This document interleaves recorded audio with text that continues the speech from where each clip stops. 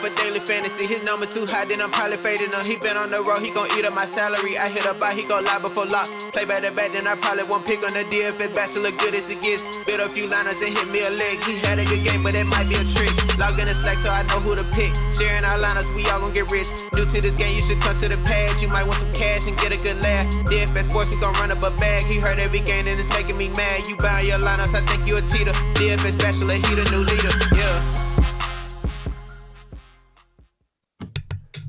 What's up, everyone? Welcome back to the Bachelor Pad. I, of course, am your host, the DFS Bachelor, and I am joined by our League of Legends DFS analyst, Supermind, Super Sheetmaker, and Super Streamer battling through the night.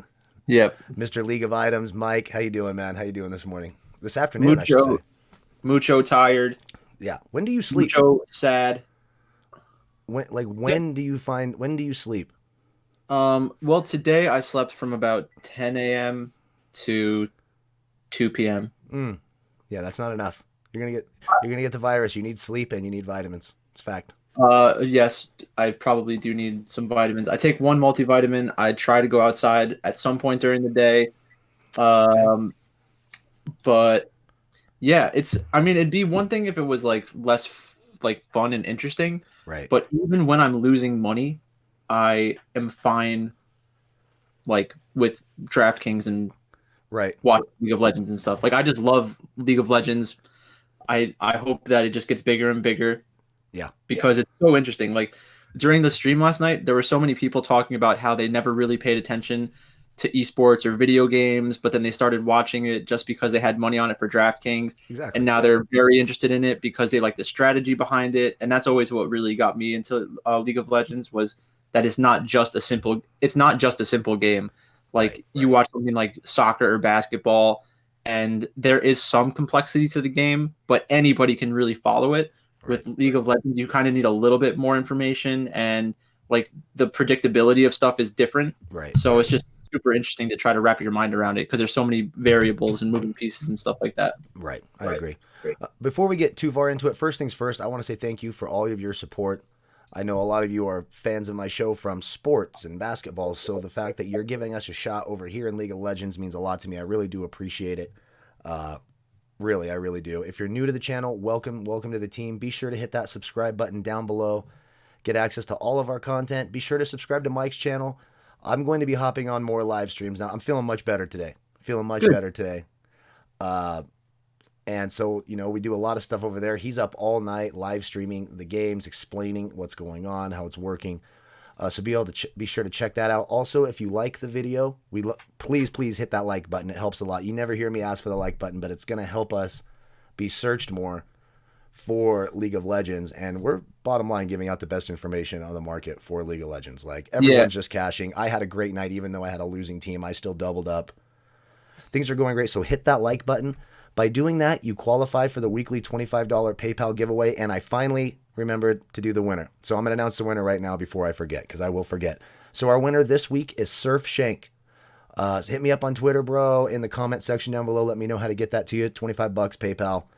Congratulations to you. Just leave a comment, like the video, and subscribe. Cheers to you all. We are day drinking. I'm going to meet with the tax lady. I'm also day drinking, but it's Coca-Cola. I don't think that actually counts. Does not. We had a lot of fun on the live stream last night. There were a lot of good inside jokes that were created. If you like being a part of the in group and making fun of the out group and like having inside jokes, I think that you'll like the streams. There was a foam roller section of the night when my back started to hurt. That was pretty fun. I saw the Tostitos section of the night where you're just macking on Tostitos and you looked like you're dying. And I was housing Tostitos. I was very upset in the beginning because Rogue Warriors lost the first match, and then Haro, also known as Haro the Hero, went off in game 2 on Elise, which was amazing. That was an amazing game. Yeah, and then they win game 3. I'm looking good. I'm feeling pumped. Then game 2 happens. Damwon Gaming loses. That kind of hurts me because I used their team in a lot of stuff. And then the third game happens. OMG wins. I had some OMG, so I didn't really care. Then Gen G loses a game against APK Prince, and Top Esports shits themselves, and I lost all of my chances of making money yesterday. Like I had like 40% Haro and Haro was an underdog jungler who scored over 100 points. Yeah. And I had combinations. I had 40% top esports. Yeah. Yeah, you got burned. It's the guarantee. It's because of the guarantee. That's all I got to say.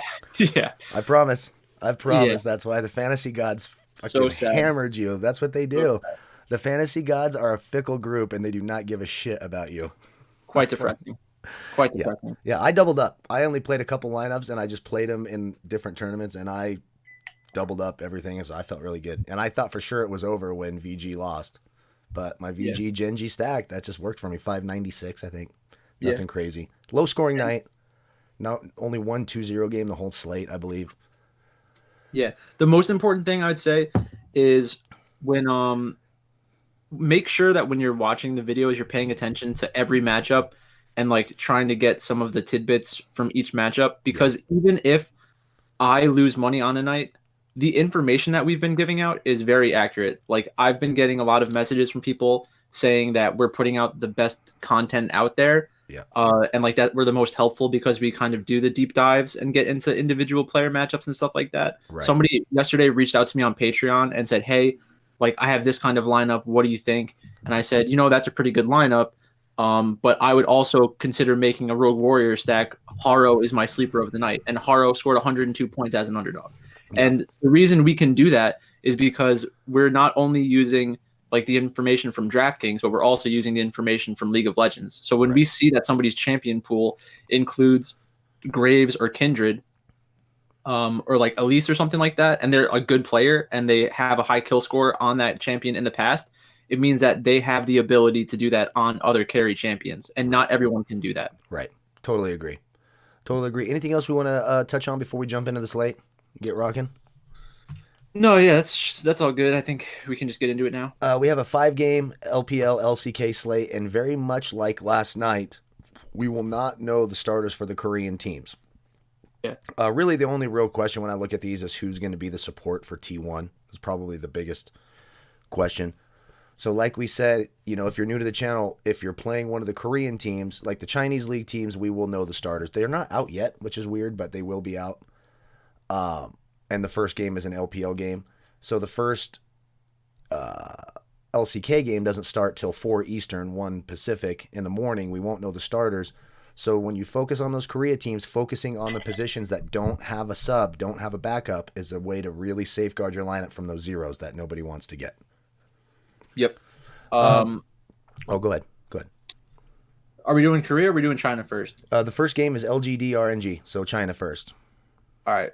So that matchup, RNG is obviously a significantly better team. Right. I have the standings up on the screen right now for the viewers to see. Okay, cool. So LGD RNG just played against Invictus Gaming, and they had a high kill score match, and it was like very competitive, very interesting to watch. Invictus Gaming really had to play super well to win that matchup. So I would expect RNG to win. I think that the minus 667 is a little overinflated though, because LGD still has ways to win the games, similar to how Invictus Gaming won games. Sure. So I think that if LGD can get Peanut onto a carry champion, which it feels like we're moving in that direction. I was talking about this on, I'm not sure if it was our video yesterday or if it was my separate stream, that I was talking about how the meta that's coming up is kind of shifting towards junglers being more important because of the champions that are good. Right. And I think some mid laners are going to take on more of a supportive role, which means that mid laners are going to probably see an increase in the number of assists they get, but a decrease in the number of kills they get. Right. So that depends on champion pool for most players, but I think that somebody like Peanut is going to benefit from the shift in the meta, and I think that he can out jungle XLB. And when you get that jungle advantage, that's one of the easiest ways to create an upset. So maybe they can't win this matchup 2-1, but I could see them making it very kill heavy in the 2 games that they lose, and also sneak a game and get like 20 kills or 25 kills. Oh, interesting. So I would consider getting exposure to LGD. even though they're a huge underdog. Sure. Yeah, RNG is very expensive on the slate. Guys like Betty, of course, has been playing really well. Big upside. Very expensive in the captain spot. If you do that, you're going to have to find a salary saver and pick an underdog somewhere. Yeah. So the most popular player, the player who's been playing the best for RNG, especially in that last series against Invictus Gaming, was Xiaohu. Xiaohu kind of played out of his mind. Right. I'm not sure if that was reflected in the DraftKings scoring, so I'll check that real quick. He had a 90.46. You will take that. He was 62, and he was 6,200. So that's 15x. And Betty only scored 61. Right. So Betty's the 80 carry. He only scored 61. That's a 31-point difference. That's kind of huge. Now you are going to see that kind of thing in like a series where your team loses. Like you're going to see big differences between 80 carries and the mid laners, because like in the game that they win, if one of their carries has a significantly better game than their teammate, there's just not enough fantasy points to go around in the other two matchups. Right. And by the way, you can follow us on Twitter at DFS Bachelor, at League of Items. We have the starting lineups for LPL retweeted out when they happen. The Korea games, we do get the starters. So if you're if you're up in the middle of the night and your main lineup's going to shit and you want to do a 2-gamer, about 10, 15 minutes before the Korea games lock, they do release the starters and we'll have them then. So there is some value to that too. So be sure to follow us on Twitter. That's the best thing we could tell you about getting the starting lineups. I do like RNG a lot. I'm going to try to get some of that upside, but right now they're just so expensive. As we go through, I might be looking for another favorite who I think can win 2-0, where I can get some salary savings so I can maybe stack him with the Korean T1 team, someone who I think is probably the biggest favorite on the slate. Yeah, this is going to be a very nice slate to watch. So I don't know. I wasn't planning on streaming it, but I think I might have to, at least at the end. Like I really want to. I would definitely want to stream the Invictus Gaming versus JDG matchup. That's a good game. Like JDG is trending in the right direction, and Invictus Gaming can give up 20 kills to anybody they play against, even the worst team in the league. So that should be a lot of fun to watch. Yeah, that's first versus fifth. Right now, Invictus is number 1 in the league, 10-1 with 30 points. JDG is fifth, 8-4 with 24 points. So just to wrap up the first game, I think that people who look at box scores are going to prefer Xiaohu over Betty. Mm-hmm. I think that there's not much of an edge to be gotten from that.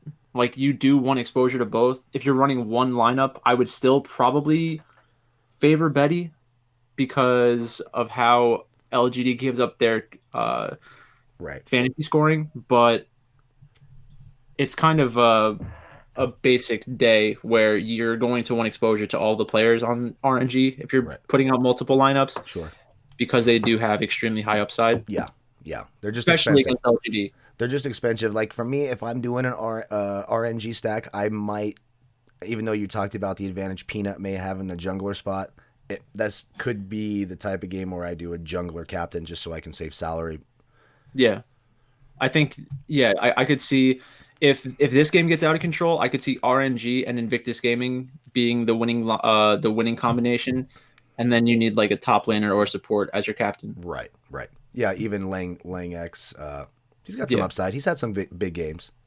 Yeah, he played nothing over 100, but he's got some mid 80s, 90s, in your captain spot, 130, 135 points, you'll take that. Yeah, somebody was talking about him last night about a champion that he played. Like one thing that I was noticing last night is every team that picks almost every game that Wukong is picked, he just gets shit on. So if your player has played Wukong, it means that their team is maybe potentially stupid.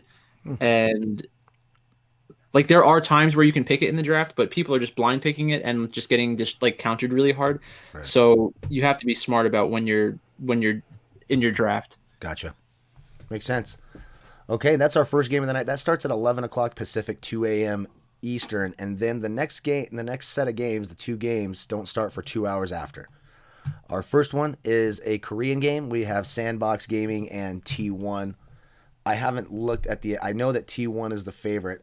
They should be probably the biggest favorite on the slate, right? Sandbox, not very good. T1, a very good team, coming off a loss.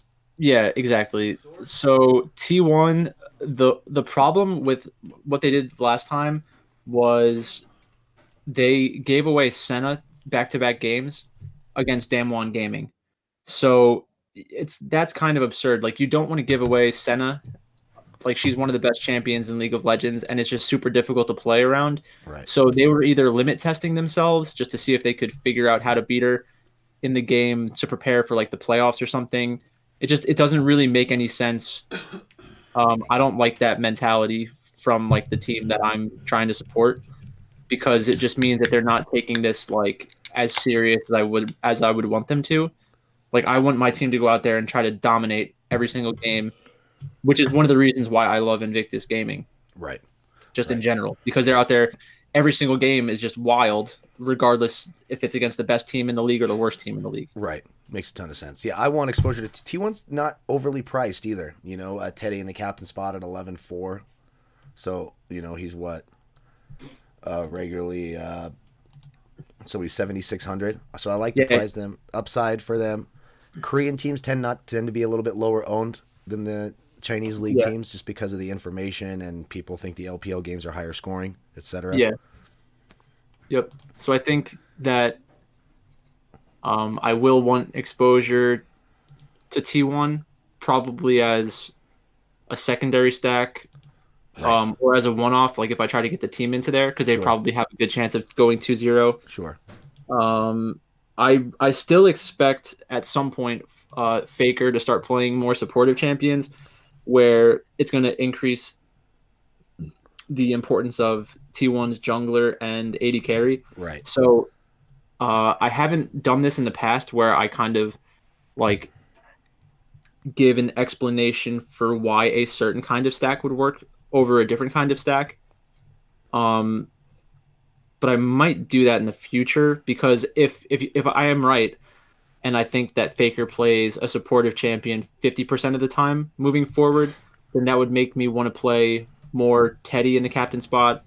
And then like incorporate Faker, incorporate the support, and then right. The jungler is tough with. So one thing about T1, they switch junglers.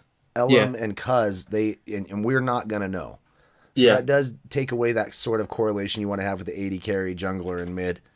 I just stay away from that. I'm not playing either one of them. I have no desire to even. I don't want that 0. We're not going to know. Yeah. So it's a team where again, you know, they have a sub at support, but it's going to be effort. They have a sub at AD carry, but it's going to be Teddy. They have a sub at mid, but it's going to be Faker. Faker's, like you said, the LeBron James of League of Legends. So and then top is kind of questionable too. Like they do put Roach in sometimes, but I think it's been a while since he's played. So the one thing I would say is if you really like a team and you know that there's a potential of them using a substitute, I mean, I would just say build a lineup that you prefer and then enter into a lower contest for like $1 or $2 with the substitute. That's great advice. I completely agree with that. It's the only way to really hedge yourself. For me, like me personally, I'll just focus on Teddy, Faker, and effort at support, and I'll kind of just do a different way of doing it. There's more than one way to look at it. Yeah, like you can just think to yourself, like if tonight is a night where they sub out the jungler and it kills me, then it just kills me. Like I'm not gonna fight it. I'm just gonna. Right. And a quick note on this match. This is the one matchup that has actually played each other recently. They played on February 28th, and T1, obviously, they won 2-0. And their team scored 68 team points, which I think is a nice total. Take that as well. Almost nice. Yeah. So, and is there any reason to even consider Sandbox? I know I'm jinxing it, knock on wood. I don't want to piss off the fantasy gods. But Sandbox is just not under consideration. I guarantee Summit is going to get 20 kills today. I guarantee it. Yeah, good. Jinx the shit out of him. There you go. The reverse jinx. Yeah, the reverse jinx. It's very important. Dude. So it's funny because like when you look at a lot of these Korean teams, there's a lot of hype around a bunch of these players because they are very skilled. Like Summit is a very good player. Right. On Fleek had some really good games last year. Root has shown that he can carry a game, and Gorilla is a very good support. So theoretically, I could see games where Sandbox gets a little bit ahead. Maybe they get an extremely favorable matchup mid. So that's potentially one thing that could happen. Faker could play a champion like Karma in the mid lane or something that's extremely supportive, and then Sandbox picks an assassin or something and just kind of focuses Faker and tries to win the game that way. I think it's unlikely that they win a game, even if that happens, but I think they're better off playing around the top half of the map. Yeah, makes a lot of sense. Okay, our next game, Chinese League game, LNG and EDG. EDG is the favorite here. LNG, this is pretty close though, right? These two teams aren't that far apart. Yeah, so LNG has looked shitty recently. Yeah. And that's going to make people afraid to play them. But LNG used to be Snake Esports, and they were very good. And they had Doenby, who became a world champion on Fun Plus Phoenix. So on that roster, they used to have, I think they definitely had Flandre, and they had XX, I think. So there are just pissing everyone off because DraftKings refuses to change his position and they keep playing him. Flandre is very, Flandre has been, I can't think of my words. I'm getting old. Controversial. The Flandre thing. Because I think DraftKings has been listed. They've been playing him at support or something, but he's really a mid or some bullshit. No, that's CLX. Oh, okay. From V5. I knew it was somebody like that. Yeah, fuck V5. I just wish V5 was on the slate so I could stack against them. That's all I want to do is just stack against. They're the only team that hasn't won a game. They're 0-12. I think the team that you want to stack against tonight is probably LGD. I think I would want, like, if I'm targeting a game because I think the losing team is going to give up a ton of points, right? I probably want to stack against LGD and LNG. And the tough part is EDG and RNG are very expensive. They're just expensive tonight. So you're going to have to get cute and do a jungler type lineup. I like a lot of these games. Like this is an interesting night. I think that all these matchups are going to be somewhat entertaining to watch, except for the T1 series. Right. So in terms of who has the edge in the different lanes, EDG, Audi and Flandre are even. Flandre is probably better. He has more like play styles that he can try to incorporate. Right. In the jungle, I think it's pretty even. In the mid lane, Scout has been playing really well. He's almost definitely better than Maple. Yeah. Maple's good compared to he's like a league average mid laner, but Scout is better than that. Yeah, LNG is one of the more expensive underdogs. Yeah, that's for sure.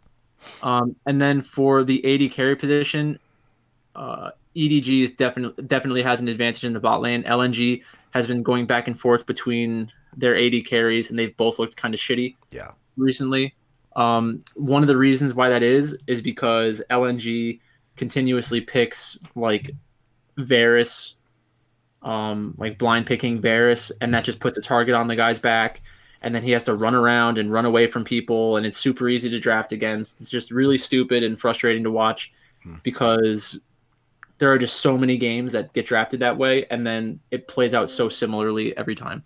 Gotcha. And support, Dwan's been starting recently for LNG at support. Yeah. This Ewandi guy, I don't know who the hell that is. Would not for $1 billion, I couldn't tell you. But his average on DraftKings is negative 3.6. I love that. That's fucking hilarious to me. Yeah, not great. Yeah. Not great. It's not. He's the Carol Baskin of fucking supports. Fucking loser, bitch. And one thing I do like, EDG Gaming, their team price $5,400. I don't think that's overly expensive, so that could be like a one-off as well if you're stacking RNG and IG or T1. Maybe you can fit because they're a little bit cheaper in the team score. Yeah. That's a pretty straightforward game, though. Yeah, pretty straightforward. I think we got it covered. Like you said, if you're making multiple lineups, if you're making 150 lineups, doing a contrarian play with a team like LNG isn't crazy. I think there's some value to have there. But you could be throwing lineups away. But I do think there's some value to that if you're playing multiple. If I'm playing a single entry, high dollar single entry, I'm not going there. But if I'm playing multiple lineups, then I'll have some exposure to the underdog. Other than that, get yourself some EDG, right? Yeah. Boom. Game 4. We are at record pace right now. There's no way we hold this pace. We are at record pace right now. Game 4 is another Korean League team, Afreeca Freaks and Griffin.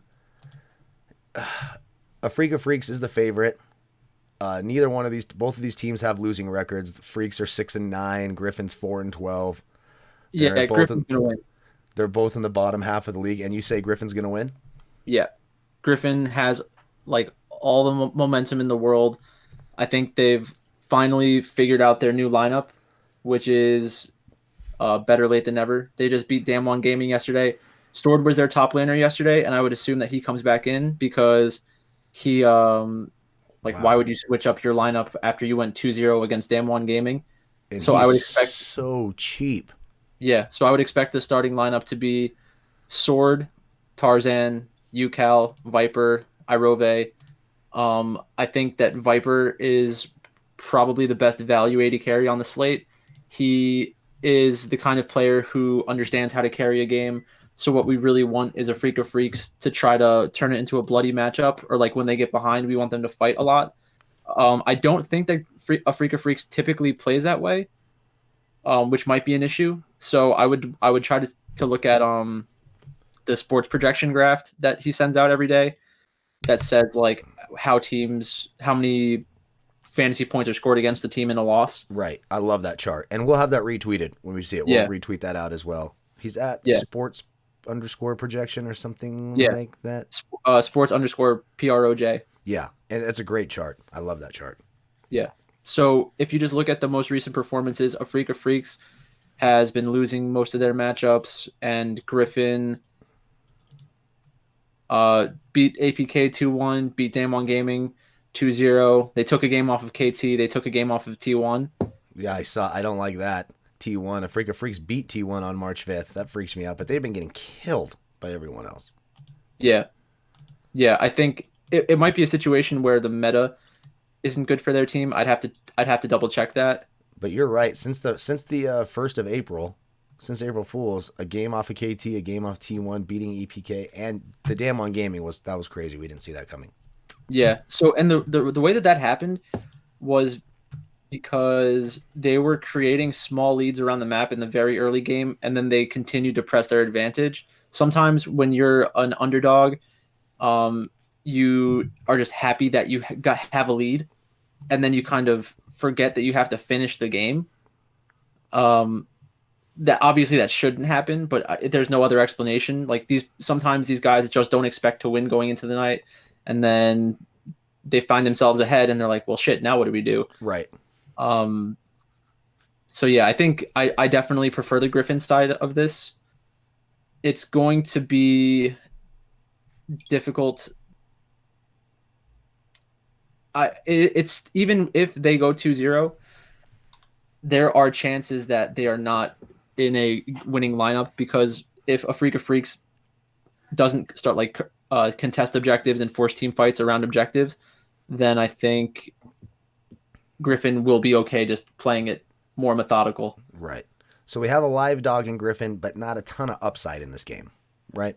Well, there is the upside, but the percentage of the time that they become like the top stack on the night, I think, is relatively low. Gotcha. So I prefer them as a secondary stack, right, and as a salary saver instead of having them as my primary stack where I throw one in the captain or something like that. Gotcha. Yeah, if you're stacking one of the big favorites, if you're stacking RNG, EDG, then you can fit them in salary wise and get the 4 players that you want from those. Yeah, or even if you wanted to do something like just get exposure to Viper specifically in your AD carry position, and then get 6 players from the big favorites, you can probably work out a lineup like that, and you might get access to an AD carry or a mid laner as your captain. So how confident are you that Griffin wins this game?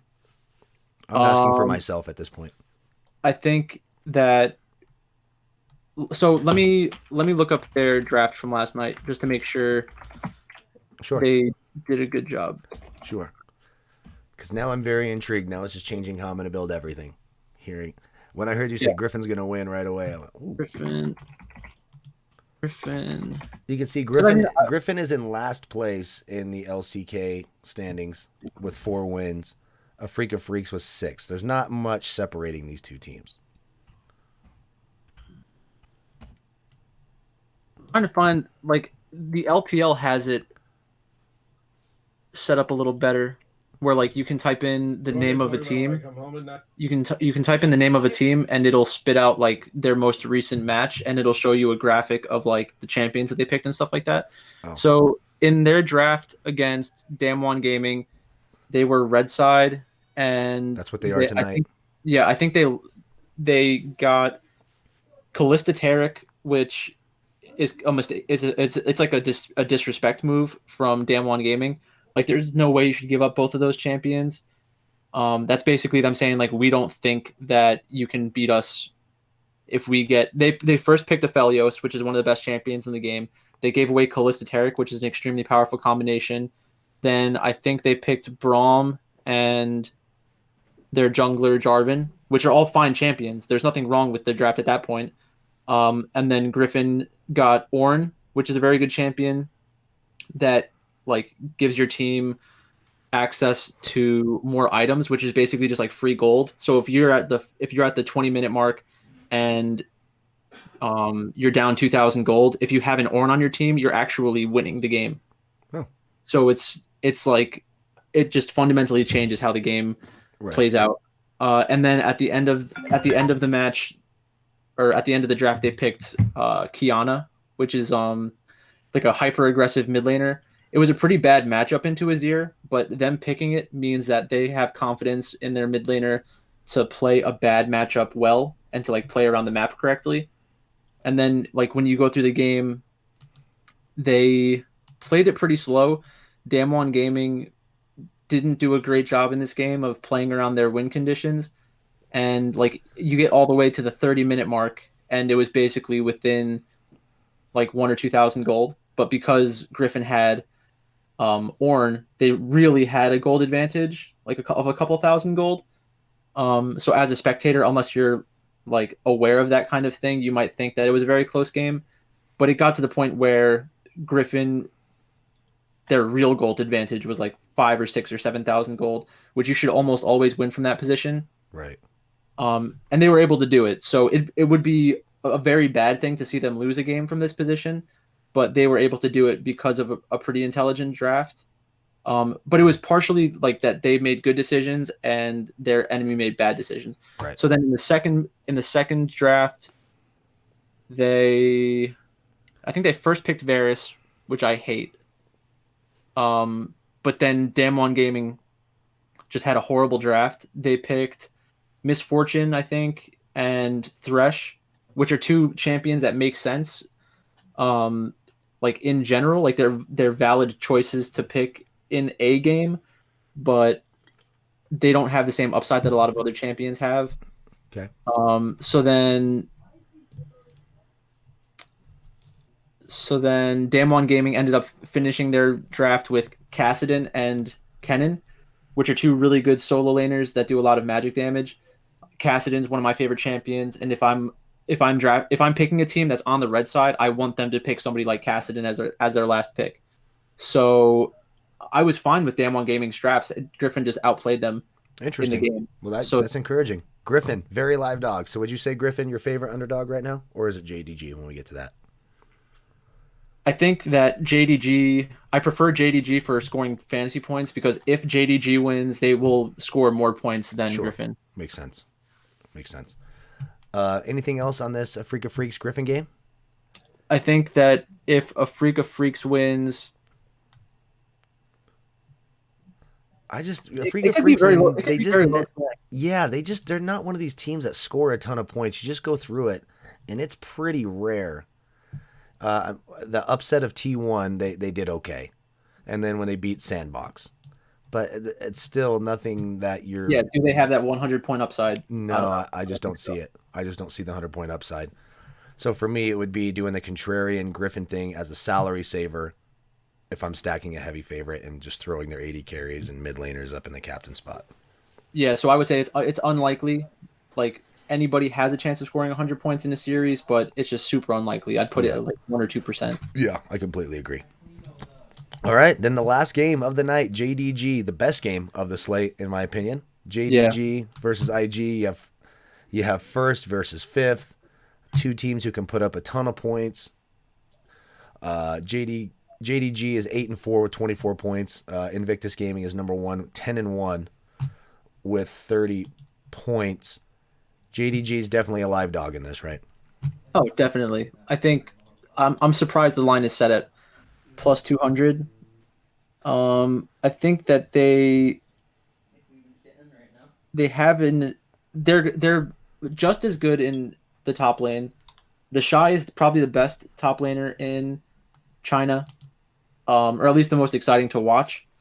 And Zoom has been really hyped up, so I'm not sure if the hype is fully justified, but he did play well since his comeback on April 5th. So this is going to be like a big test for him. I think that in the jungle, Leon versus Kanavi, I like Kanavi more in this meta specifically. Leon is somebody who like plays jungle Kiana and just weird jungle champions that take a while to like get going in the game. Mm-hmm. And by the time they reach the point that they can like be helpful to the team, I could see Kanavi already having a huge impact on the game. So I think I prefer Kanavi on the JDG side of things. In the mid lane, Rookie is definitely a better player than Yagao, 100%, no doubt about it. In the bot lane, Puff versus Loken, it's definitely IG favored in the bot lane. So if I'm looking at it that way, there are multiple roles where Invictus Gaming has the advantage, but I think the impact of an advantage in the jungle is just more significant for the early game, and can like help you build up a lead. Sure. That they can play around. Sure. So if I'm making JDG stacks, they need to include Kanavi. I think he's going to be the most important player for them. Big upside for Kanavi. He does. Yeah, he plays Graves. He plays Kindred. I think he's like one of the best Kindred players in the world. He just put up almost 100 points, basically 100 points against E-Star. I mean, yeah, and he had a Kindred game in that right. series, which is they were talking about it on the stream. Like he is known for his Kindred in Korea and in China, and the fact that they gave that away to him was a pretty big mistake. So I also wouldn't be surprised if Invictus Gaming did what VG Gaming tried to do to Haro by banning out his champion pool. But I mean, with Haro, he had 2 of his champions banned against him, picked Elise, and had a 13 kill match. So yeah. Or a 13 kill game, not even a match. If it wasn't for him, I'd have been near the top. If fucking VG, so I'm glad it helped you, but he fucking burned me. But well, he didn't burn me. I still did well. The problem was Top Esports. If anybody fucked anybody last night, it was Top Esports and me. Oh, congratulations. No, I got fucked by Top Esports. Not congratulations. Horrible. Well, hopefully it wasn't huge. So you know, it was huge. It was bad. It was a terror, huh? Yeah. Terror, TEAR. Never mind. I digress. So this seems like, as we've gone through the games, this is a slate where you want some hedges. You want some JDG stacks, you want some IG stacks, you want to stack both sides of this game because it's probably going to be the highest scoring game, right?